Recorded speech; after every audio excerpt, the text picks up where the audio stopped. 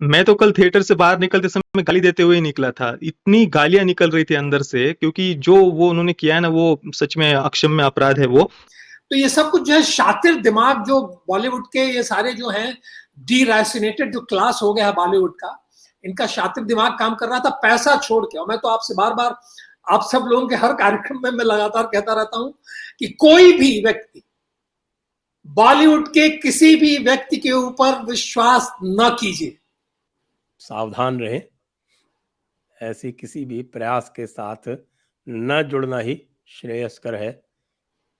भले आप उसके पक्ष में बोलें या विरोध में बोलें या ना बोलें, लेकिन मुझे लगता है कि अपने आँख कान जो है और अपने जो पांचों इंद्रियां जो हैं उनको जागरूक रखें, क्योंकि नहीं तो काल नेमी जो है, जब रामायण में काल नेमी का प्रसंग आया है, तो काल नेमी राम राम भी करता था और काल नेमी ने हनुमान जी तक को भी भ्रमित कर दिया था।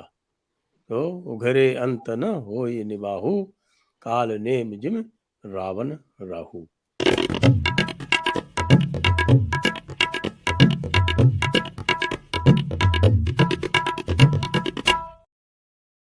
नमस्ते, आप सभी का स्वागत है आज इस विशेष चर्चा में। और चर्चा हम करने जा रहे हैं प्रतीक बोराड़े जी और राजेश कुमार सिंह जी के साथ। और आप समझ गए होंगे कि हम किस विषय में चर्चा करने जा रहे हैं। जी हाँ, आदि पुरुष।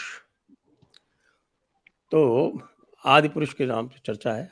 आज मैंने एक ट्वीट लिखा था कि भाई ये आदि पुरुष कैसे बनाया इन्होंने भगवान राम को, तो उस पर भी लोगों ने ज्ञान दे दिया। तो संभवतः ये जो है वे पूरा का पूरा जो प्रकरण आदि पुरुष का है, उसने जो एक कंफ्यूजन फैलाने का जो एक संभवतः बीड़ा उठाया था, उसमें वो सफल है। आप क्या कहते हैं? राजेश जी से आरंभ करता हूँ। हो सकता है बॉलीवुड के अंदर क्या हो रहा है, कैसे हो रहा है, उसका कुछ अंदाजा लगाना मुश्किल है। तो ये भी हो सकता है कि कोई षड्यंत्र ही इसमें रचा गया हो।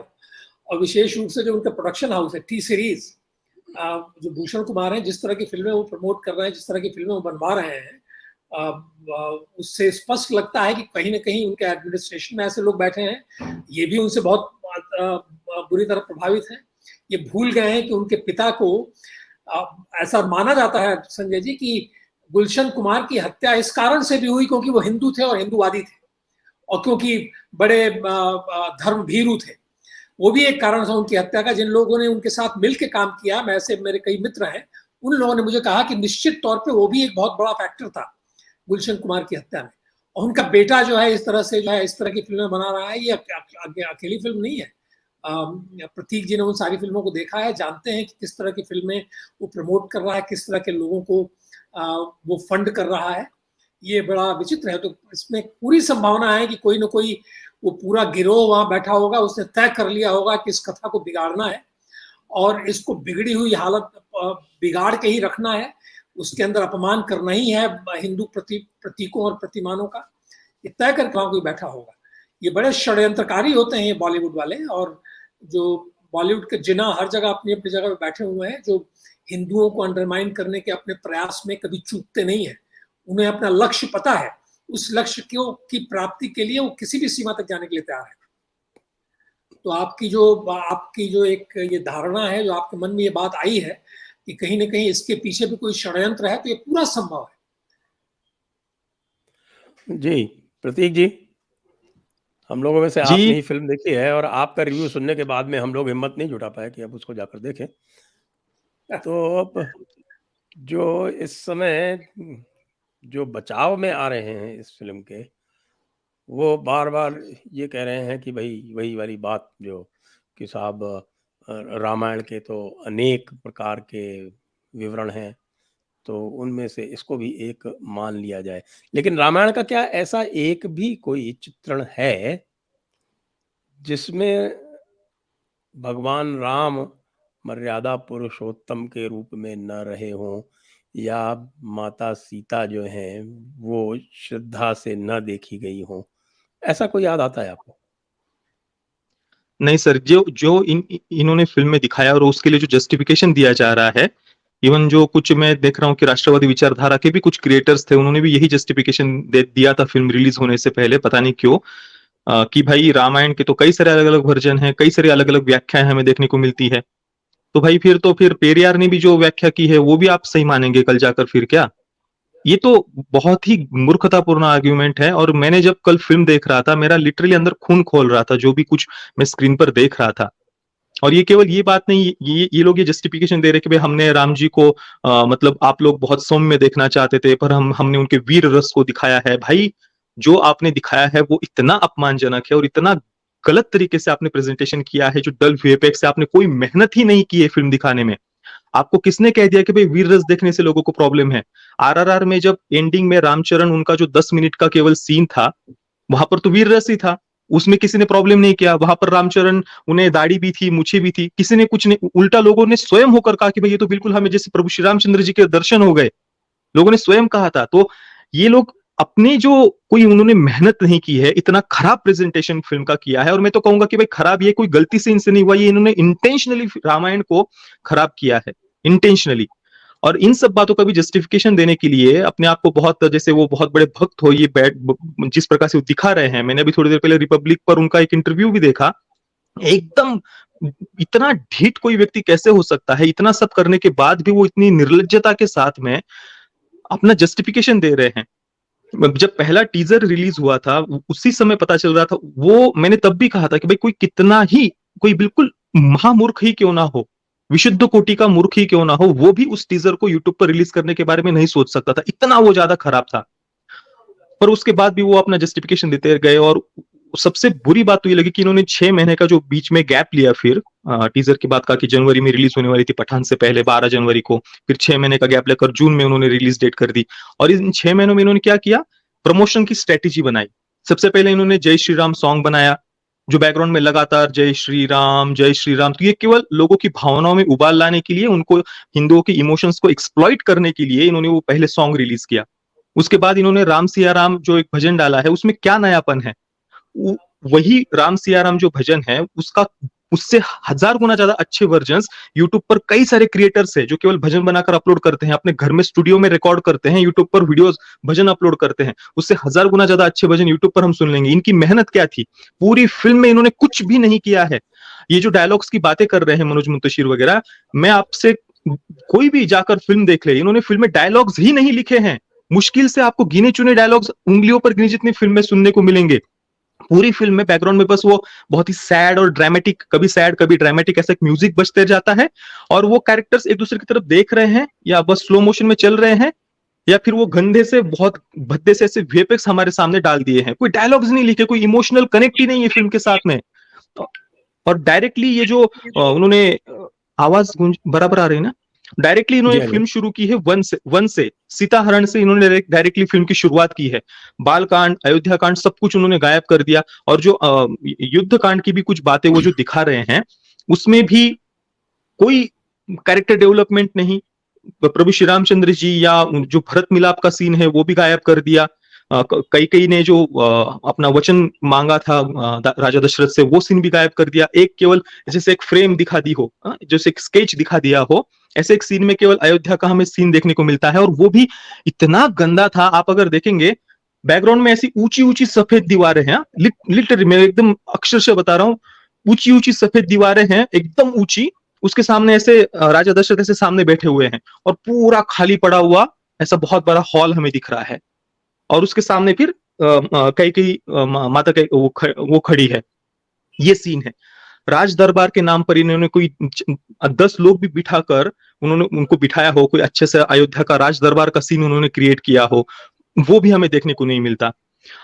और जैसे वो हॉलीवुड की फिल्मों में कोई जो पुराने ग्रीक राजाओं का वो दिखाते हैं ना, इस प्रकार से उन्होंने वो बैकग्राउंड में सफेद सफेद वो ऊंची दीवार है, उसके सामने वो बैठे हुए हैं, ऐसे राज दरबार होते थे।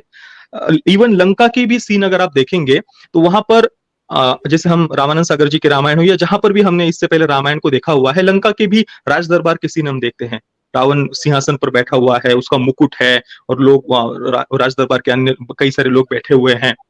इन्होंने क्या किया है? सब कुछ काला काला कोयले की खदान जैसा बना दिया, और राज दरबार के नाम पर बस दो कुर्सियां ऐसी लगी हुई है, एक पर रावण बैठा है, सामने विभीषण बैठा है, और दोनों दारू पी रहे हैं, ड्रिंक कर रहे हैं दोनों। विभीषण भी, जिनको परम विभीषण भी परम राम विभीषण भी परम, जिनको परम राम भक्त कहा गया है, वो दोनों परम बैठकर राम ड्रिंक कर भक्त, रहे हैं। परम सात्विक हाँ, कहा गया है उनको। परम सात्विक कहा गया। ये हमें पढ़ने को मिलता है, देखा भी हमने कि जब पहली बार हनुमान जी सीता मैया को खोजने के लिए गए थे लंका में, तो वहां पर एक कुटिया में से रामधुन हनुमान जी को सुनाई दी थी, एक बहुत ही मन को आह्लाद शांति प्राप्त हुई थी। तो उन्हें लगा कि यार लंका में कौन आ गया राम भक्त मेरे जैसा, हनुमान जी को लगा था। तो वे वहां पर जब गए तो विभीषण जी से मिले थे, ये हमें पढ़ने को मिलता है। इन्होंने ड्रिंक करते हुए दिखाया साथ में, और यहीं पर वो नहीं रुके। जब विभीषण राम जी से मिलने के लिए आते हैं, तो अपनी पत्नी को साथ में लेकर के आ रहे हैं, ये दिखाया है। विभीषण अपनी पत्नी को लेकर के आ रहे हैं, और उस पत्नी के कैरेक्टर को पूरा सेक्सुअलाइज किया है इन्होंने। वो आ रही है, विभीषण राम जी से मिलते हैं, और उसके बाद एक उनका जो भी टेंट वगैरह में अंदर जाते हैं, वहां पर विभीषण की पत्नी को कपड़े चेंज करते हुए दिखाया है। हालांकि बीच में कपड़ा है, वो कपड़े चेंज कर रही है, बाहर आती है तो पूरा वो क्लेवेज उतना बड़ा, वो इतना उसका स्किन शो जबरदस्ती, मतलब क्या आप दिखाना क्या चाहते हो। और विभीषण की पत्नी को ही वो संजीवनी बूटी की बात बताते हुए दिखाया, सुषेण वैद्य नहीं, कुछ इनको मतलब नहीं, वो विभीषण की पत्नी वो बता रही है। और उसके बाद में लक्ष्मण जी को, जिन्हें शेष कहा गया है फिल्म में, एक बाथ टब जैसा दिखाया है, बाथ टब, उसमें सुलाया है, और उसमें वो संजीवनी बूटी ऐसे रगड़ कर उसमें उसका पूरा वो लिक्विड उस बाथ टब में डाल रहे हैं, और लक्ष्मण जी उस बाथ टब में सोए हुए हैं, और उससे वो ठीक हो जाते हैं। ये मैं क्या कहूं, कोई कितना भी महामूर्ख क्यों ना हो, कितना ही मतलब कोई 1% भी जिसकी आईक्यू ना हो, वो एकदम गया गुजरा भी कोई हो ना, वो भी ऐसा इतना घटिया नहीं सोच सकता जो इसके मेकर्स ने सोचा है। इवन शुरुआत की सीन से लेकर के एंडिंग तक ऐसा बहुत डल डिप्रेस्ड, ऐसा पूरा ऐसा वातावरण उन्होंने बना कर रखा है, देखकर ही आदमी ऐसा परेशान हो जाता है कि भाई ये चल क्या रहा है। शुरुआत से इतना डिप्रेस्ड टोन है पूरी फिल्म का कि मैं तो क्या बोलूं, समझ बहुत ज्यादा परेशान किया कल इसने मुझे, फिल्म ने। और मुझे तो दुख होता है कि जी जी, और बोलिए 3D बोलिए। चश्मे के बाद तो और भी नहीं दिखाई पड़ता होगा, वो भी बताते हैं आप। वो तो बहुत हाँ, वो मुश्किल हो तो एक तो जो फाइनल ट्रेलर रिलीज हुआ, जो जिसमें युद्ध के सीन वगैरह दिखाए हैं, आप मोबाइल पर अभी भी कोई भी चेक कर ले, आप 100% ब्राइटनेस करते हैं तो भी मोबाइल पर वो सीन दिखते नहीं है। और फिर सोचिए थिएटर में जब हम वो काला 3D ग्लास लगाते हैं, तब तो वो पूरा ही आप सोचिए कुछ दिखता ही नहीं क्या चल रहा है स्क्रीन पर। और इतनी गलत तरीके से वो सारी प्रेजेंटेशन है। लंका में वो जो असुर जिस प्रकार से उन्होंने दिखाए हैं, वैसे बहुत ऐसे मोटे मोटे लोग, जो लॉर्ड ऑफ द रिंग्स में जो कुछ ऐसे क्रीचर्स दिखाए थे, उस प्रकार के वो क्रीचर्स दिखा रहे हैं, वो भी इतने घटिया, उसका एकदम चीप वर्जन हम कह सकते हैं। और यहाँ पर जो इमोशनल कनेक्ट होना चाहिए, जो भावनाएं होनी चाहिए, वो कहीं पर देखने को ही नहीं मिलती। कृति सेनन को देखकर अंदर से खून खोलता है कि ये आपसे माता सीता को दिखा रहे हैं। जिस प्रकार के कपड़े पहनाए हैं, जो और भाषा की तो बात ही छोड़ दीजिए, कई सारे उर्दू शब्द हमें फिल्म में सुनने को मिलते हैं, और डायलॉग्स भी बिल्कुल टपोरियो जैसे डायलॉग्स इन्होंने डाले हैं। और वो सब भी, उसके बाद भी जो प्रेजेंटेशन था वो इतना खराब था। और ये सब कुछ मुझे तो लगता है बस ब्लैक का व्हाइट करने के लिए इन्होंने ये इतने बड़े बड़े बजट दिखाए हैं। इसके अलावा तो मुझे कोई रीजन नहीं लगता। इन्होंने जितना बाद में प्रमोशन के लिए पैसे खर्च किए, उतने पैसे में अगर कोई नए कलाकारों को लेकर रामायण बना देते ना, तो वो फिल्म भी 1000-2000 करोड़ कमा लेती, सच्ची भावना से अगर बनाते। ये 700 करोड़ खर्च करने की बात करते हैं, ये कुछ नहीं, केवल अपना कुछ ब्लैक का व्हाइट करने का इनका कुछ प्रोजेक्ट लगता है मुझे तो। राजेश जी, मैं देखिए आपसे मैं थोड़ा सा एक आप ये बताऊं कि जो जिसको कहते हैं ना कि हमारे यहाँ पौराणिक कथाएं हैं, हमारे यहाँ उपनिषदों का आध्यात्म है, और कई बार उनका जो है एक भौतिक वर्णन के रूप में भी लिया जाता है। मुझे पता नहीं कि आपने नरेंद्र कोहली की महासमर या नरेंद्र कोहली की राम कथा पढ़ी है या नहीं। नहीं पढ़ी है तो अवश्य पढ़ें, ये मेरा रिकमेंडेशन है। तो नरेंद्र कोहली की महासमर से मैंने प्रेरणा ली। मेरी जो कृष्ण वाली जो त्रयी है, जिसकी 2 खंड आ चुके हैं, वो मैंने जो पौराणिक कथा है उसको धरती पर एक भौतिक रूप में दिखाने का प्रयास किया है। और ये मैंने लिखा है, उसमें साफ लिखा है कि भाई ये एक फिक्शनल अकाउंट है। तो यदि आप इसको एक फ़िक्शनल अकाउंट के रूप में दिखाना चाहते हैं, तो आप किस स्तर पर दिखाना चाहते हैं, वह आवश्यक होता है।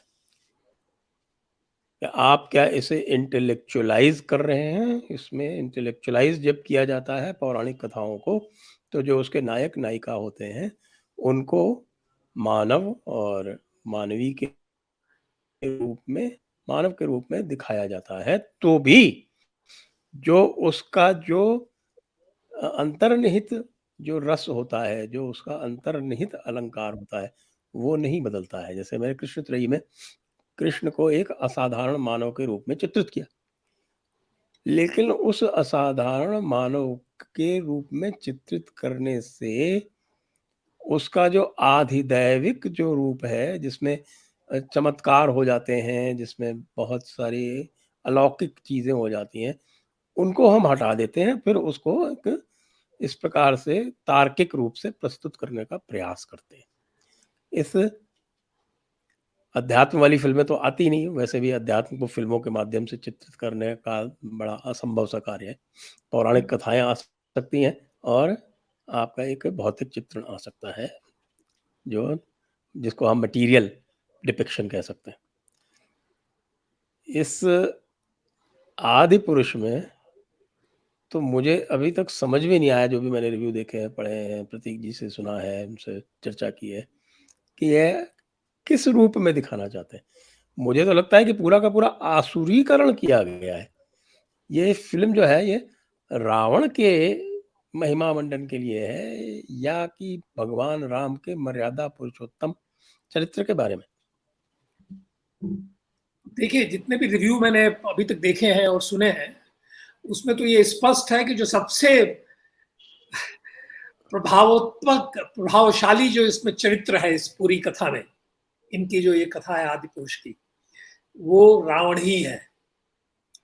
उसी के रोल को बहुत निखार के इन लोगों ने उसके अंदर डाला हुआ है। ये भी अनुमान लग रहा है सब लोगों के विचार सुन के, जो अलग अलग जो फिल्म समीक्षक हैं उनकी बातें सुन के, एक ये महत्वपूर्ण बात लगती है। तो उसमें भी, क्योंकि उसमें सैफ अली खान है, इसलिए उनके प्रति सम्मान जताते हुए उनके लिए बढ़िया रोल क्रिएट किया गया है, और इसीलिए वो तैयार भी हुए होंगे उस रोल को करने के लिए, क्योंकि उनको समझाया गया होगा कि भाई आपका रोल बहुत तगड़ा होगा, आपको अपना कमाल दिखाने का सारा अवसर मिलेगा, आप जो है वो राम से भी तगड़े शायद होंगे। इस तरह की भी भावना उनके अंदर जगाई गई होगी। इसके बाद उन्होंने इस फिल्म के लिए हाँ कहा होगा। दूसरी बात यह है संजय जी की तार्किक दृष्टि से किसी चीज को प्रस्तुत करने का, जैसे कि आप अपने पहले भी आपका जो मैं वीडियो देख रहा था उसमें जो आपने कहा कि जो आजकल की पीढ़ी के लिए मान लीजिए बना रहे हैं, तो उसमें कुछ तर्क संगत होना चाहिए।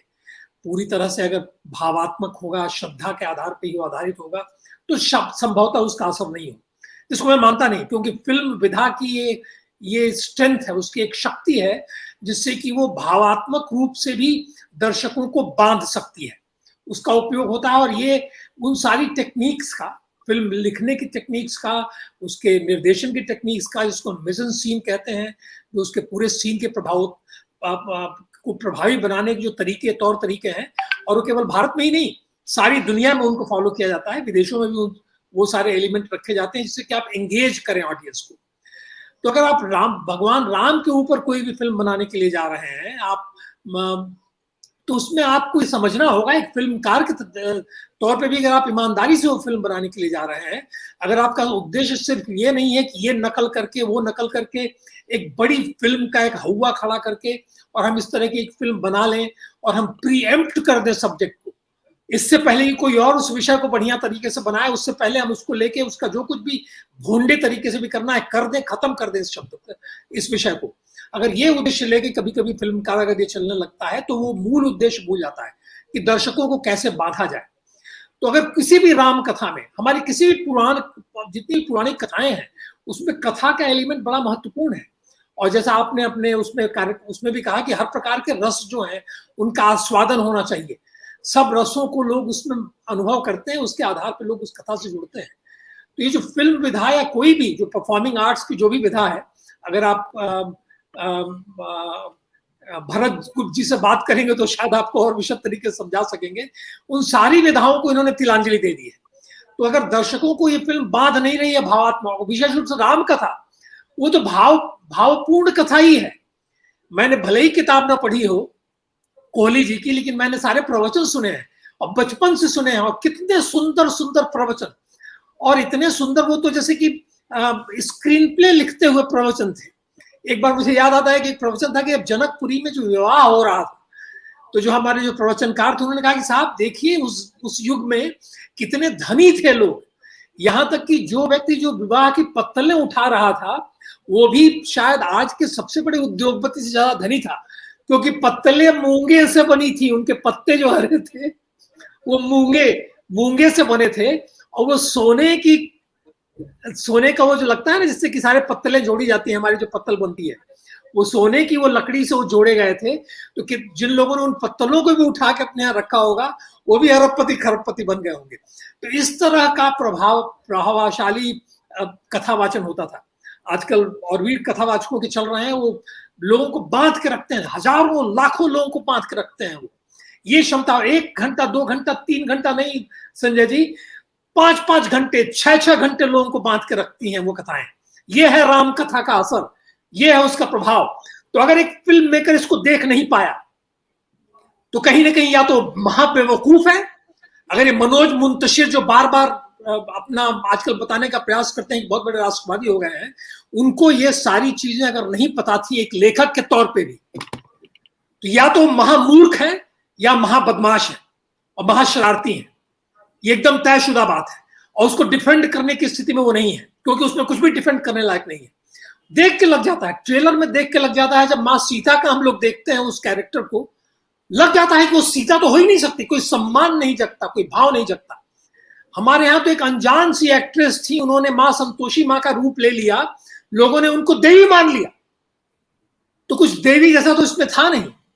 तो जब एक फिल्म मेकर, इतना सब दुनिया भर का पैसा लगाने की बात करने वाला एक फिल्म प्रोड्यूसर, एक फिल्म डायरेक्टर, एक निर्देशक, एक लेखक, एक गीतकार अगर इस चीज को नहीं समझ पाया, तो वही जो मैंने कहा कि या तो महामूर्ख है, नहीं तो महाशरारती और बदमाश है। और शरारती तो उन्होंने बहुत की। फिल्म के प्रमोशन के समय में आपको याद होगा जो इन लोगों ने जो इवेंट रखा था, उसमें जो जय श्री राम और वो ओम वाले झंडे तो अलग थे। इसके अलावा इन्होंने खास तौर से मनोज मुंतशिर ने उसमें गुलशन कुमार की चर्चा की थी कि साहब गुलशन कुमार के प्रोडक्शन बैनर से ये फिल्म बन रही है। भूषण कुमार का नाम नहीं लिया था उन्होंने, गुलशन कुमार। तो उन्होंने मूर्ख बनाने का प्रयास तभी से शुरू कर दिया था कि लोग भूषण कुमार का नाम सुनेंगे तो उनके अंदर भक्ति भाव जगेगा। तो भूषण कुमार जो है भक्ति भाव जगाने चले थे, और ये यहाँ जो है उसमें सारा घालमेल करके सब चौपट कर दिया इन्होंने। डायलॉग जो आप लोग बता रहे हैं, वो डायलॉग जो है कोई भी सुनेगा तो उसका आपका खून क्या, किसी का भी खून उबल जाएगा। हनुमान उस तरह की डायलॉग बोलेंगे। हनुमान जो इतने ज्ञानी है, महाज्ञानी है, वो कोई एक रिव्यू में बोल रहा था कि सारी जो सिद्धियां और सब कुछ जिनके पास है, हम लोग हनुमान चालीसा में उसको लगातार उसका चारों वेदों का ज्ञान, तो सब कुछ ऐसे ज्ञानी को इस तरीके से आप प्रस्तुत करेंगे, वो गाली गलौज की भाषा का इस्तेमाल करेंगे हनुमान। और उस समय तो जो शत्रुओं को भी जो बोला जाता है, चाहे महाभारत में हो या रामायण में जब आता है, जब युद्ध के दृश्य आते हैं, तो उसमें शत्रुओं को भी जिस तरीके से चुनौती दी जाती है, जिस तरह की बातचीत होती है, जिस भाषा का उपयोग होता है, वो भी सुसंस्कृत होती है और फिर भी प्रभावी होती है। तो कहीं भी इस तरीके से स्पष्ट नजर आता है कि ये फिल्म इस उद्देश्य से तो बनाई ही नहीं गई है, ये पूरी तरह से हर चीज नकल की हुई है। कोई कह रहा था, वो चिंपांजी बोल रहे थे, वो जो अपने अजित भारती है, हाँ, वो चिंपांजी नहीं, हमारे ख्याल से गोरिल्ला कहना चाहिए था उनको। तो ये सारे नकल किए हुए, सारे सीन, सारे शॉट्स, सारा वीएफएक्स सब नकल किया हुआ है, और इसने इतने सुंदर अवसर को गंवा दिया। और पैसा तो मुझे ट्रेलर से ही लग जाता था कि सब नाटक हो रहा है यहाँ हिंदुस्तान में। जैसे कि उन्होंने बनाया ना ये मणिरत्नम वाली जो फिल्म बनी थी, उसमें भी था कि उन्होंने बड़ा पैसा लगाया है। तो देख के ही लग जाता है सब कुछ जो है ऑफ द शेल्फ जो होता है ना, वीएफएक्स इफेक्ट, कि यहाँ से उठा लिया, वहां से उठा लिया, सारे प्रोग्राम से लेकर बना के खड़ा कर दिया। कहीं कोई खर्चा वर्चा नहीं कर रहे हैं, सब कहीं ना कहीं किसी न किसी की आंखों में धूल झोंक रहे हैं। ईडी और सीबीआई को इन सबों की जांच करनी चाहिए और इन सबों को भी जेल में डालना चाहिए। जी सर। और सर आपने जो कहा ना कि रावण का महिमा मंडन या उसके चरित्र को अब निखारा गया है, तो एक मैं ये एक हाँ सेकंड जस्ट जी जी थोड़ा सा ऐड कर देता हूँ। जो वो रावण की बात कर रहा हूँ ना, एक उपन्यास आया था असुर करके, वो आनंद नीलकंठन का लिखा हुआ, वो रावण के परिप्रेक्ष्य से उसको लिखा गया था। और इसमें भी ऐसा ही लग रहा है कि वो जो है वो आनंद नीलकंठन से भी कहीं ना कहीं कोई प्रेरणा ली हुई दिखती है इस पूरे प्रकरण में। और पौराणिक कथाओं की बात करूं आपसे प्रतीक जी, पता नहीं आपने एक वो जी। सीरियल आया था 2010 में, महादेव करके, वो कभी देखा है या नहीं देखा है? नहीं, मैं पुरानी ओम नमः शिवाय देखी थी मैंने, जो 2000 से पहले शायद आई थी। वो आती थी, देखिए रात को 9 बजे कुछ ओम नमः शिवाय नाम की सीरियल आती थी। महादेव सीरियल बनी थी 2010 में, और उसमें ये मोहित रैना को इन्होंने शिव जी का रोल दिया था। आप देखें उस व्यक्ति का जो रूप दिया है उसमें, देखते ही भक्ति भाव आता है कि ये है, ये महान शिव का ये रूप जो है वो उसमें दिखाई पड़ता है। और वो इतना लंबा है, वो 3-4 साल तक लगातार डेली चला था, तो कि मैं सब तो देख नहीं पाया, लेकिन जो भी मैं बीच बीच में देखता हूँ कि भाई पूरा जो वो शिव पुराण की कथाएं हैं उसके साथ न्याय करने का कम से कम प्रयत्न तो किया गया है, और वो एक सीरियल है और 4 साल तक चलेगा, तो उसमें पात्र भी बदल गए, पार्वती माता भी बदल गई तो सब उस तरह का हुआ बीच में, क्योंकि जो आरंभ में जो भी उन्होंने नायिका ली थी पार्वती माता के रूप में, वो छोड़ के चली गई, तो दूसरी आ गई। सब कुछ होने के उपरांत भी एक सीरियल पौराणिक कथा का कैसे बनाया जा सकता है, ये उनसे ही सीख ले लेते थोड़ी बहुत। सर जो जी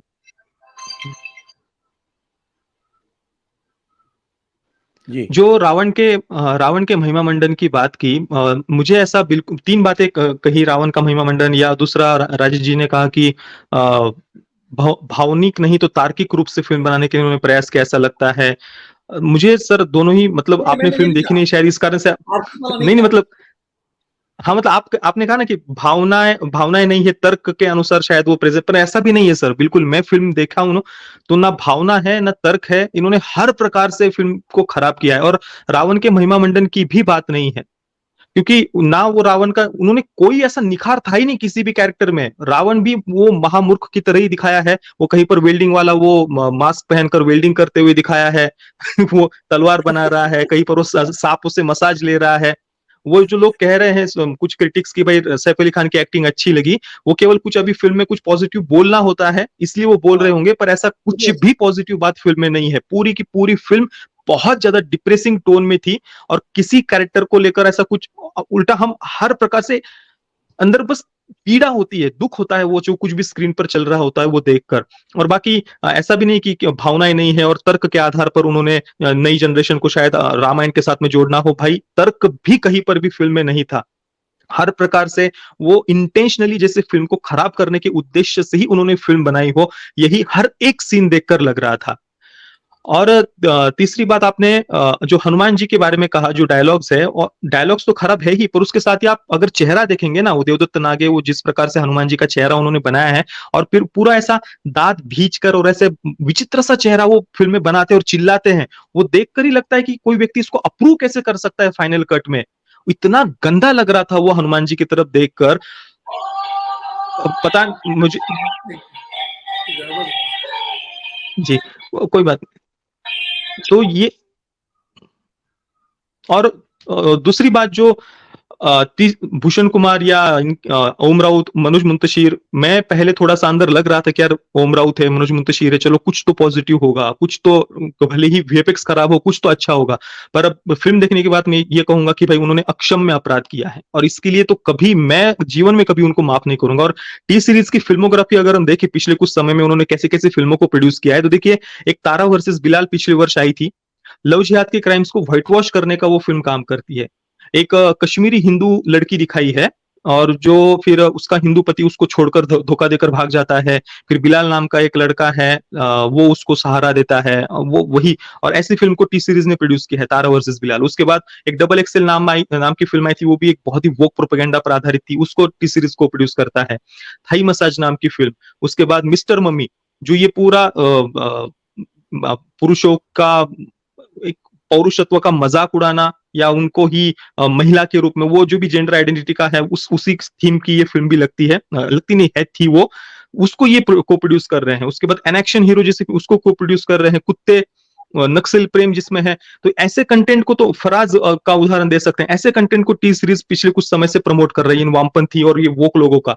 और इनसे एक्सपेक्ट करना कि आदि पुरुष में वो कुछ अच्छा दिखाएंगे, ये मेरी भी गलती थी। मैं तो अपना मैं ये लग रहा है कि मैं कितना मूर्ख था कि मैं ये सोच भी कैसे लिया मैंने कि ये लोग कुछ अच्छा दिखा सकते हैं। ये प्योरली केवल और केवल रामायण को मॉक करने के लिए, मजाक उड़ाने के लिए ही केवल इन्होंने ये फिल्म बनाई है। जी राजेश जी, क्या कहते हैं आप? और इस तरह के अब लग रहा है, जब इन्होंने देखा है कि एक हिंदू पुनर्जागरण जैसा हो रहा है, तो उसको प्रीएम्प्ट कर दिया है इन्होंने कि साहब कि हम ऐसे कथाएं जो है इतनी खराब कर दें कि बाद में कोई अच्छा बनाए तो फिर उसके साथ में कोई लोगों का भावनात्मक जुड़ाव ना हो पाए। मैं बता रहा हूँ, ये इसकी पूरी संभावना है संजय जी कि ये बहुत सोच समझ के इसको बिगाड़ा गया है।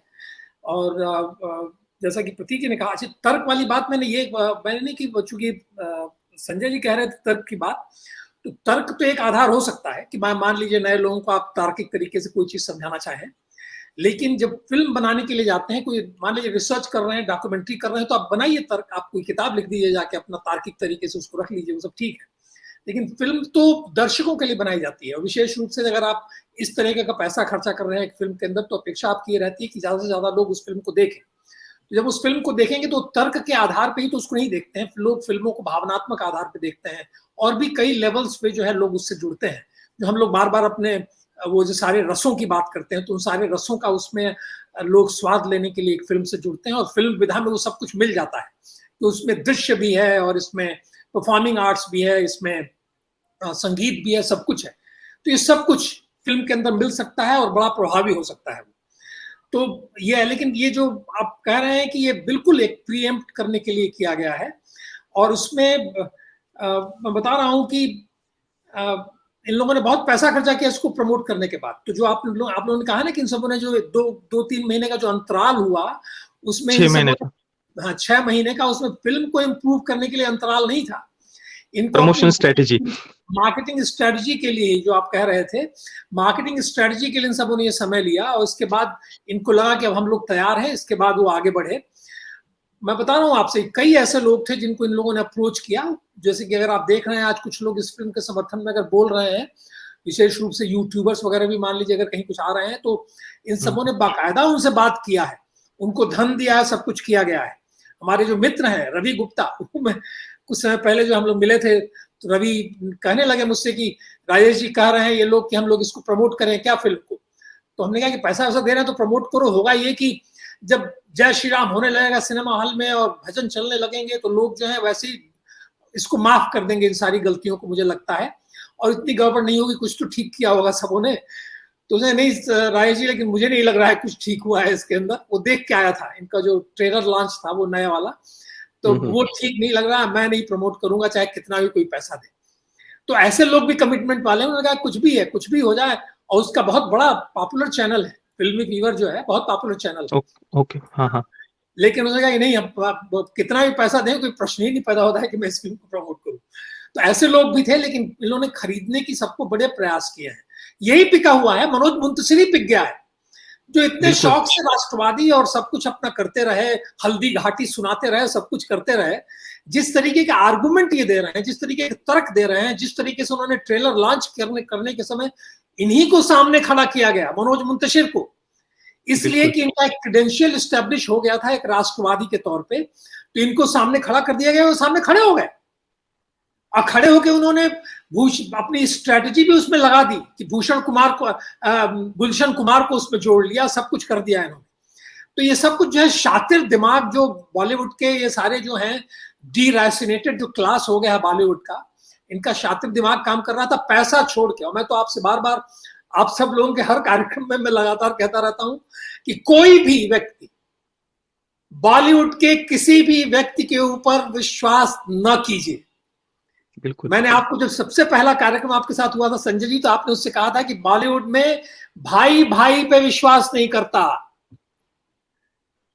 पत्नी पत्नी पति पे विश्वास नहीं करती, ये सब जो है बस एक ही चीज पे विश्वास करते हैं कि धन कहां से कैसे समेट के लाया जाए। एक प्रोड्यूसर है ना भूषण कुमार, उनको अपने पिता की छाती पे विश्वास नहीं है, अपने पिता के हत्यारों के साथ भी वो हाथ मिला लेंगे। यहां लोग अपने माँ बाप बहन बेटी को बेच देंगे पैसे के लिए। यह है बॉलीवुड। कोई चरित्र नहीं है यहां किसी का। इक्का दुक्का एक्सेप्शन मिल जाए तो मिल जाए, और वो भी बस एक्सेप्शन ही कहे जाएंगे, वो इक्का दुक्का है। और मैं उनको जानता हूं इसलिए कह रहा हूं कि इक्का दुक्का एक्सेप्शन है। सब जो है बिकने के लिए और बेचने के लिए तैयार बैठे हुए हैं। धन के अलावा कहीं कुछ इनको नजर नहीं आता। तो ये जब चरित्र ही ऐसा है तो ये लोग भगवान राम के ऊपर फिल्म कैसे बनाएंगे? और मेरी ये धारणा है, मैं उसके बारे में बार बार लोगों से कह भी रहा हूं कि हमारे ख्याल से एक सेंट्रल ना हो, लेकिन मान लीजिए उत्तर भारत दक्षिण भारत हर जगह कोई एक विद्वत परिषद बने, जो तय किया जाए कि उस विद्वत परिषद के अनुमति के बिना आप किसी भी हमारे इतिहास को, पौराणिक इतिहास हो या अन्य इतिहास हो, कोई भी हमारे जो ग्रंथ है उसके ऊपर आप फिल्में नहीं बनाएंगे। अब बनाएंगे तो उसके ऊपर इतना हंगामा मचेगा कि सिनेमा हॉल जला दिए जाएंगे, तोड़ दिए जाएंगे। ये इस तरह की परिस्थिति का जब निर्माण होगा तब इन सबों के दिमाग पे असर पड़ेगा। नहीं तो झूठ बोलते रहेंगे, बेईमानी करते रहेंगे सब। ये महामक्कार किस्म के हैं। आप कह रहे थे ना, आपका एक और आज सुबह देख रहा था मैं आपका वीडियो, बड़ा पहली लाइन ही बड़ी इंटरेस्टिंग थी उसके अंदर प्रतीक जी, जिसमें आपने कहा कि साहब जब आप सब तय करके बैठ जाते हैं कि कोई इससे नीचे नहीं गिर सकता, आपका ही वीडियो उसी को रेफरेंस दे रहा हूं, जब सब तय करके बैठ जाते हैं कि इससे नीचे आप कोई गिर नहीं सकता, तो उस समय जो है बॉलीवुड और केजरीवाल ये साबित कर देते हैं कि नहीं, उनके गिरने की कोई सीमा नहीं है। वो कहीं भी किसी हद तक जो मैक्सिमम हद है उससे भी आगे जाके गिर सकते हैं। तो ये है बॉलीवुड। इसीलिए मैंने बंद कर दिया फिल्में देखना। आप लोगों की सलाह पे कभी कभार इक्का दुक्का देख लेता हूं तो देख लेता हूं, लेकिन वो भी नहीं देखता मैं ज्यादातर। अपेक्षा बिल्कुल ही नहीं है, मैं शून्य अपेक्षा। मेरे मित्र थे, उन्होंने बुलाया कि आप घर के पास ही था, वो 7:30 बजे इन लोगों ने रखा था प्रेस शो। तो उन्होंने कहा राजेश जी आप भी आ जाइए। तो हमने कहा कि रहने दीजिए, मैं नहीं देखता हूँ बॉलीवुड की फिल्में, और वहां जाऊंगा तो वहां तो गाली गलौज में तो मेरा तो हो जाता, अगर बाहर निकलता कोई पूछने लगता तो सुनाता उसको। तो हमने कहा कि अपना दिमाग को और मन को कष्ट नहीं देना है। मैं तो कल थिएटर से बाहर निकलते समय गाली देते हुए निकला था। इतनी गालियां निकल रही थी अंदर से, क्योंकि जो वो उन्होंने किया है ना, वो सच में अक्षम्य अपराध है वो। और मैं थोड़ा सा आपको सुनाना चाहता हूँ, ये रिपब्लिक पर इन्होंने क्या जस्टिफिकेशन दे रहे हैं मनोज मुंतशिर जी, थोड़ा सुनिए, इस पर फिर हम बात करते हैं। सीक्वेंस में तो लोग कह रहे हैं ये बहुत एक तरह से भड़कालू है और ओवर सिंप्लीफाइड है, क्या हनुमान जी ऐसी भाषा का कभी प्रयोग कर सकते? देखिए, हम सब जो है, हम सब रामायण को कैसे जानते हैं? मैं रामायण कैसे जानता हूँ और आप भी शायद ऐसे ही जानते हैं और ओम भी ऐसे ही जानते हैं। हमारे यहाँ कथा वाचन की भी परंपरा है। एक तो पढ़ने की परंपरा है और दूसरी वाचन परंपरा है। रामायण एक ऐसा ग्रंथ है जिसको बचपन से हम सुनते आ रहे हैं। अखंड रामायण होती है, पाठ होते हैं, कथावाचक होते हैं। मैं एक छोटे से गांव से आया हूँ। हमारे यहाँ दादियां नानियां जब रामायण की कथा सुनाती थी तो ऐसे ही इसी भाषा में सुनाती थी। एक और बात मैं आपको बताऊंगा, ये जो डायलॉग जिसका आपने जिक्र किया, ये डायलॉग इस देश के संत, इस देश के बड़े बड़े कथावाचक ऐसे ही बोलते हैं जैसा मैंने लिखा है। I am not the first one to write this dialogue, it is already there. Don't you think it should be more Sanskritized, more Therawa? संस्कृताइज तो हमने कभी करना नहीं चाहा। Are you making Ramayana into an action film? एक बात आप मुझे बताएं, Are you making Ramayana into an action film? Ramayana is an action film. There is a lot of action. I'll take this question from Jenny, if I allow so. Sir, Ramayana is so large that it is impossible for anybody A to understand. If they say that they understand Ramayana, they're fools or they're lying. One of the two. Number two, ये मतलब जो लोग criticise कर रहे हैं उनको खुले अभी भी बैठकर फूल्स कह रहे हैं, मूर्ख कह रहे हैं, झूठा कह रहे हैं, और ये दूसरों को समझा रहे हैं कि भाई हमारे देश के कथावाचक भी ऐसी भाषा उपयोग करते हैं। और अर्नब कथावाचक ने ऐसी भाषा का उपयोग किया है, उदाहरण दे देंगे। और मनोज मुंतशिर खुद कथावाचक बन गए हैं, बेईमान मक्कार टाइप के आदमी। और बीच में अर्नब हल्दी घाटी का सुनाते थे, रणवीर चौकड़ी भर भर कर वो, और चेतक की कथा बड़ा जोश में आके सुनाते। मुझे लगता है चलो ठीक है, सही निकला तो है, शायद इसका कॉन्शियस जगह है, लेकिन इसका भी कॉन्शियस मरा हुआ है। कोई जमीर नहीं है इन सबों के पास, कोई जमीर नहीं है। और बीच में पत्नी को बेच देगा ये। आप जानते नहीं है बॉलीवुड का चरित्र, ये सब चरित्रहीन लोग हैं। तो किसी भी और बीच में महिमा मंडन करना मैं हमेशा आशंकित रहता हूं कि इनको मैं महिमा मंडित इनको किया ही जाना नहीं चाहिए। और सर बीच में अर्नब गोस्वामी प्रश्न कैसा पूछ रहे जी नहीं, ये जो अभी आपने डायलॉग सुनाया, इसमें जो ये कह रहा है ना कि साहब कोई रामायण कोई समझ नहीं सकता है, अब इससे बड़ी मूर्खता तो मैं क्या कह सकता हूँ। रामायण कोई नहीं समझ सकता है साहब, को क्योंकि नहीं हम समझ सकते, हम भी नहीं समझ सकते, इसलिए हम भी कोई भी उल्टी पुल्टी चीज बना देते हैं। आप लोग स्वीकार करो, क्योंकि रामायण कोई समझता तो है नहीं। अरे रामायण यहाँ का बच्चा समझता है, मनोज मंतेश्वर नाम के मूर्ख। अरे गांव में, कस्बे में, छोटे छोटे कस्बे, बहुत छोटे छोटे कस्बे में रामलीला मैदान है अभी भी। और जब रामलीला हमारे यहाँ होती है तो कोई प्रोसीनियम थिएटर भी नहीं होता है। एक तरफ जो है मतलब कि लंका है, एक तरफ जो है अयोध्या है, एक तरफ राम है, और राम जी को डायलॉग भी नहीं बोलने पड़ते हैं। राम जी जो है वो अपना, जो राम बन गया वो पूज्य हो गया। तो एक बालक राम बन गया, एक बालिका सीता बन गई तो पूज्य हो गई, लोग उसका चरण छूना शुरू कर देते हैं। डायलॉग भी नहीं बोले जाते हैं हमारे यहाँ। तो वहां तो पंडित जी बगल में रहते हैं, उधर हारमोनियम बजता है, पंडित जी सुनाते हैं, तो उसको दोहराता है। जो राम जी के जो चरित्र जो बने हैं, जो राम जी बने हुए हैं, वो दोहराते हैं और लोग सुनते हैं। तो इस तरीके से जो ब्रेख्टियन थिएटर स्टाइल होती है ना, कही जाती है, वो थिएटर हमारे यहाँ ब्रेख्ट से के दादा से पहले चल रहा है। और ये परंपरा जो है तुलसीदास जी रच के चले गए।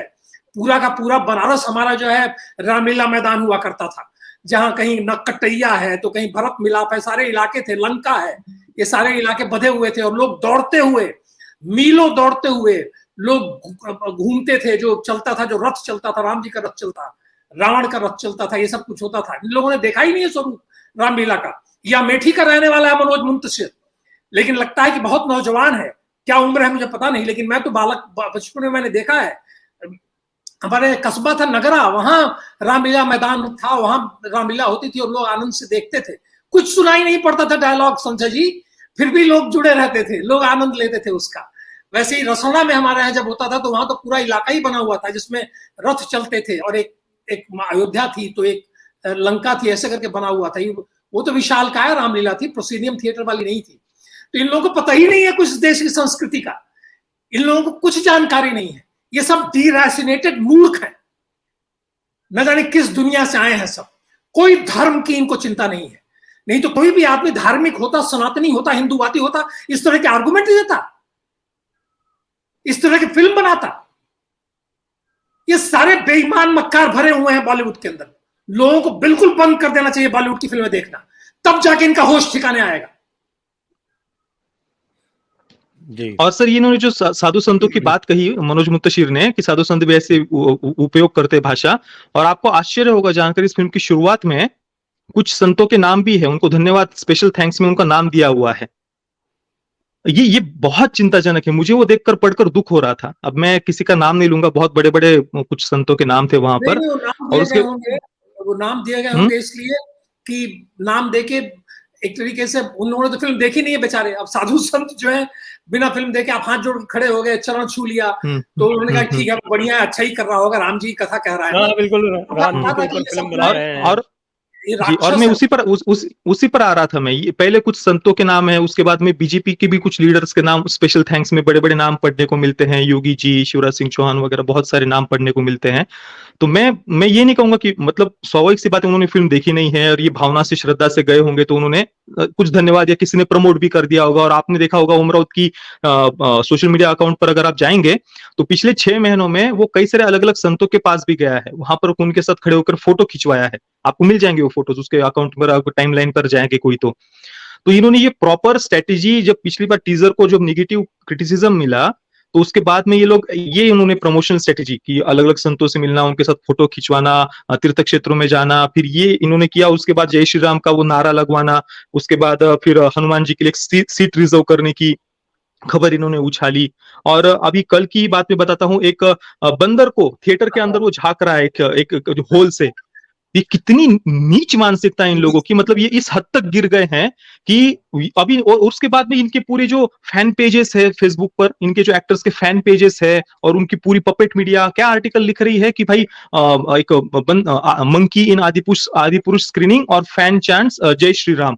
मतलब जैसे कि हनुमान जी फिल्म देखने के लिए आ गए हो, कितनी श्रद्धा भाव से बनाई हुई फिल्म है और हनुमान जी भी फिल्म, ऐसे ये इमोशंस को एक्सप्लॉइट कर रहे हैं ये लोग, इतने गिरे हुए लोग हैं ये, मतलब कोई कितना भी भाई किसी की भावनाओं के साथ खिलवाड़ नहीं करना चाहिए। और मैं फिर से एक बार कहूंगा कि जो भी चाहे कोई हमारे साधु संत हो, बीजेपी के लीडर हो, मैं हाथ जोड़कर प्रार्थना करता हूं कि भाई इस बॉलीवुड से दूर रहिए। मोदी जी ने जो कहा था ना पठान से पहले कि भाई मत करो बॉलीवुड पर बात, मैं तो कहता हूं बिल्कुल सही कहा था। आपको नहीं पता है ये इंडस्ट्री कैसे वर्क करती है तो प्लीज दूर रहिए, पर इनको सपोर्ट मत करो, अपना नाम उन फिल्मों में मत लगाने दीजिए, मत लगाने दीजिए, किसी भी प्रकार से फिल्म को सपोर्ट भी मत करिए और इन लोगों के साथ फोटो भी मत खिंचवाइए।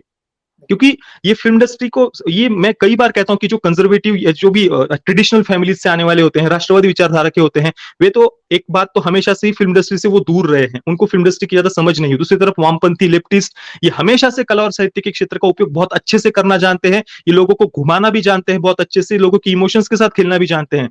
और ये बात राष्ट्रवादी नहीं जानते, वो भोले भालेपन में अपना वो चलो सपोर्ट कर देते हैं, हाँ हाँ ठीक है फोटो खिंचवा लो, नहीं करिए। ये लोग बहुत ज्यादा इतने गिरे हुए हैं ये लोग कि किसी भी प्रकार से इनके साथ नाम ही मत जुड़ने दीजिए अपना, क्योंकि इससे आपका मजाक उड़ता है, चाहे वो साधु संत हो या बीजेपी के लीडर्स हो, नहीं। और इनको अगर सच में जो भी राष्ट्रवादी लीडर्स है उनको अगर फिल्म इंडस्ट्री की समझ होती ना, तो अभी तक ये इंडस्ट्री पाई पाई को तरसने लग जाती। ये तो इन लोगों के थोड़े बहुत सपोर्ट के कारण, ऐसे एक साथ में फोटो खिंचवाने के कारण अभी भी थोड़ा बहुत सर्वाइव कर रहे। तो देश में इतना गुस्सा है इन लोगों के लिए कि नहीं चल सकती इनकी कोई फिल्म। और इसी कारण से मैं कहता हूं कि कुछ मैंने राष्ट्रवादी क्रिएटर्स भी देखे पिछले 8-10 दिनों में, जो इस फिल्म को सपोर्ट कर रहे थे, फ्री टिकट्स बांट रहे थे, सोशल मीडिया पर पोस्ट कर रहे थे, इसके क्रिएटर डायरेक्टर और एक्टर्स के साथ में फोटो खिंचवा कर वो डाल रहे हैं और कह रहे कि नहीं फ्री टिकट चाहिए तो संपर्क करिए।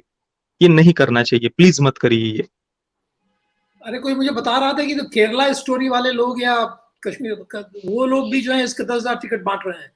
ये सारे टिकट जो है वाला दे रहा है, वो सारा पैसा कर रहा है, सारा प्रमोशन हो रहा है सर। और ये जो टाइम्स ऑफ इंडिया में सारी रिपोर्ट आ रही है ना, हनुमान जी ये सब जो कुछ हो रहा है, सारा मीडिया नेट है, करोड़ों खर्चा किया जाता है, सब कुछ खरीद के किया जा रहा है। एक एक शब्द जो इस फिल्म के समर्थन में आप सुनेंगे वो सब खरीदे हुए शब्द हैं, जैसे कि पठान में खरीदे हुए शब्द थे, लेकिन सब खरीदे हुए हैं, सब पैसे का खेल है। और ये सारे ये जो 600 करोड़ का फिगर बताया जा रहा है, ये जो 600 करोड़ का फिगर बताया जा रहा है, ये क्या मनी लॉन्ड्रिंग के लिए किया जा रहा है? बिल्कुल, आप ये मान के चलिए कि ये सब कुछ जो है कहीं ना कहीं यही सब हो रहा है। ये 600 करोड़ अगर बकवास है, इस तरह कहीं कोई खर्चा नहीं हो रहा है, मनी लॉन्ड्रिंग हो रही होगी, सब कुछ हो रहा होगा।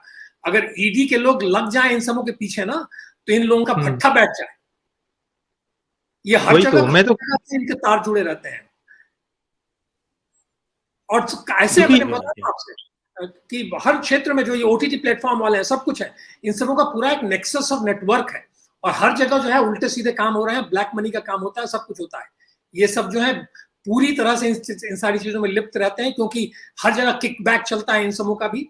इसीलिए मैंने कहा ना कि इस फिल्म इंडस्ट्री में भाई भाई का विश्वास नहीं करता। मैं माँ जो है बेटे का विश्वास नहीं करती इस फिल्म इंडस्ट्री में, बता रहा हूं। एक और बात मैं जोड़ना चाहूंगा, आगे जो कुछ संदीप सिंह प्रोड्यूसर की जो फिल्में आ रही है, जितने भी राष्ट्रवादी मित्र देख रहे हैं, दर्शक देख रहे हैं, मैं हाथ जोड़कर प्रार्थना करता हूं, सावधान रहिए, अपनी तरफ से उन फिल्मों को प्रमोट मत करिए। वो चाहे रणदीप हुडा आपको दिख रहा हो कितनी अच्छी एक्टिंग की है, कितना उसने अपना अंग सुखा लिया है। मैंने जितना संदीप सिंह प्रोड्यूसर की टाइमलाइन देखी है, जो कुछ बॉलीवुड के अंदर की लॉबी के साथ में उनकी फोटोज वगैरह, इवन राजकुमार हिरानी को वो एक ट्रांसजेंडर आइडियोलॉजी पर, ट्रांसजेंडरिज्म पर, जो रेडिकल जेंडर आइडेंटिटी, उस पर सफेद नाम की फिल्म लेकर के आ रहा है वही संदीप सिंह। और उसको दिखाने के लिए वो राजकुमार हिरानी के पास में जाता है, पीके के डायरेक्टर के पास, और वो पीके का डायरेक्टर उसके साथ फोटो खिंचवा रहा है, फिल्म में क्या चेंजेस तुमको करने चाहिए वो चेंजेस बताता है। तो ये लोग बहुत भयानक है। और हमने देखा है ना 2019 में पीएम नरेंद्र मोदी फिल्म, इन्होंने लिटरली मजाक उड़ाया था उस फिल्म का, एक बी ग्रेड टाइप फिल्म बनाकर इन्होंने रख दी थी। और अभी अटल और बाल शिवाजी जो फिल्म इन्होंने अनाउंस की है, इसमें भी ये जिसको इन्होंने डायरेक्टर लिया है ना, रवि जाधव, मराठी डायरेक्टर है, टेक्निकली काफी अच्छी फिल्में बनाई हुई है। पर इसकी 2018 में न्यूड नाम की फिल्म आई थी। मैं बार बार इसलिए बता रहा हूँ क्योंकि पता होना चाहिए, राष्ट्रवादियों को बेवकूफ नहीं बना, हमें भगतड़ा नहीं बनना है, बुद्धि का उपयोग करके ही हमें किसी भी बात को सपोर्ट करना चाहिए। तो जो रवि यादव है, 2018 में न्यूड नाम की फिल्म आई थी, उसमें नसरुद्दीन शाह ने एम एफ हुसैन का कैरेक्टर प्ले किया और उस कैरेक्टर को इन्होंने ग्लोरीफाई किया है और बहुत ही टॉक्सिक वुक माइंड सेट की वो फिल्म थी। ऐसा व्यक्ति क्या हमारे महाराज के बाल्यकाल को या अटल जी के जीवन को वो किसी भी प्रकार से वो न्याय दे सकते हैं? प्रश्न ही नहीं उठता। और संदीप सिंह वो सोच भी कैसे सकता है कि ऐसे व्यक्ति को वो ले बाल शिवाजी या अटल फिल्म को डायरेक्ट करने के लिए? तो इसी से उनके इंटेंशंस पता चलते हैं ना। और अभी ये जो रणदीप हुडा की सावरकर फिल्म भी आई थी, आप देखिए पैटर्न देखिए, डायलॉग आता है टीजर में कि भाई 33 वर्ष पहले आजादी मिल जाती, और उसके बाद आप तुरंत देखना जितना भी वामपंथी मीडिया है वो वीडियोस बनाने लग जाते हैं, आर्टिकल्स बनाने लग जाते हैं कि भाई उस समय गांधी तो साउथ अफ्रीका में थे, वो तो बाहर थे, और ये क्या फिल्में बना रहे हैं। मतलब ये सिस्टमैटिक वे में राष्ट्रवादी कैसे बेवकूफ होते हैं ये दिखाने का प्रयास कर रहे हैं, राष्ट्रवादी फिल्मों की कमर तोड़ने का ये लोग प्रयास कर रहे हैं। इसलिए मैं कहता हूं ये इतने गिरे हुए लोग हैं और इस हद तक ये जा सकते हैं षड्यंत्र करने के लिए, हम सोच नहीं सकते, क्योंकि दशकों से इन्होंने यही किया है और ये बहुत चालाक है। इसी कारण से मैं कहता हूं कोई भी किस फिल्म हो उसमें प्रोड्यूसर कौन है, किसका पैसा लग रहा है, उनके इंटेंशंस क्या है, ये सबसे पहले हम ध्यान देना चाहिए। न्यूड फिल्म जो आप बात कर रहे हैं वो फिल्म मैंने देखी थी, और न्यूड बहुत घटिया फिल्म है। इतनी मैं तो थिएटर में देखा था, ऐसा अंदर से परेशान हो गया था, मैं उसका रिव्यू तक नहीं किया था। उस समय इन लोगों ने मुझे किसी पैनल में रखा था जिसमें जो फिल्में इफी गोवा के लिए जो इंटरनेशनल कंपटीशन में जो पैनोरमा की जो फिल्में हैं उनमें से 2-3 सिलेक्ट होती हैं। तो उन लोगों ने रखा था, उस 4-5 लोग हम लोग थे, हम लोगों को रखा था कि आप लोग सिलेक्ट करिए कौन सी जाएंगे इंटरनेशनल कंपटीशन में। तो उसमें मैंने देखा और उसमें जो लोग मुझे हमें दिखा रहे थे उन लोगों ने जैसे ही मैं पहुंचा, ये फिल्म बहुत बढ़िया होगी राजेश जी, आप जरूर देख लीजिए और ये बड़ा इसको तो अप्रूव करना ही है। मैंने बकवास फिल्म है, तुम कैसे तुम लोग अप्रूव करने की बात कर रहे हो, इसमें कुछ नहीं है इस फिल्म के अंदर। और फिर वो सारा एजेंडा उसके अंदर था एम एफ हुसैन को का जो पूरा जो वो एजेंडा थोड़ा सटल हो गया था, क्योंकि जब न्यूरिटी जो है उसके अंदर हावी हो जाती है तो सारे एजेंडे अलग रह जाते हैं, लेकिन वो एजेंडा उसके अंदर था और बकवास फिल्म थी। ये तो अब समय हो चुका है, तो अब हम इसको कार्यक्रम को यहीं पर विराम देंगे। दर्शकों, जो भी आप लोग देख रहे हैं, सावधान रहें, ऐसी किसी भी प्रयास के साथ न जुड़ना ही श्रेयस्कर है। भले आप उसके पक्ष में बोलें या विरोध में बोलें या ना बोलें, लेकिन मुझे लगता है कि अपने आँख कान जो है और अपने जो पांचों इंद्रियां जो हैं उनको जागरूक रखें, क्योंकि नहीं तो काल नेमी जो है, जब रामायण में काल नेमी का प्रसंग आया है, तो काल नेमी राम राम भी करता था और काल नेमी ने हनुमान जी तक को भी भ्रमित कर दिया था।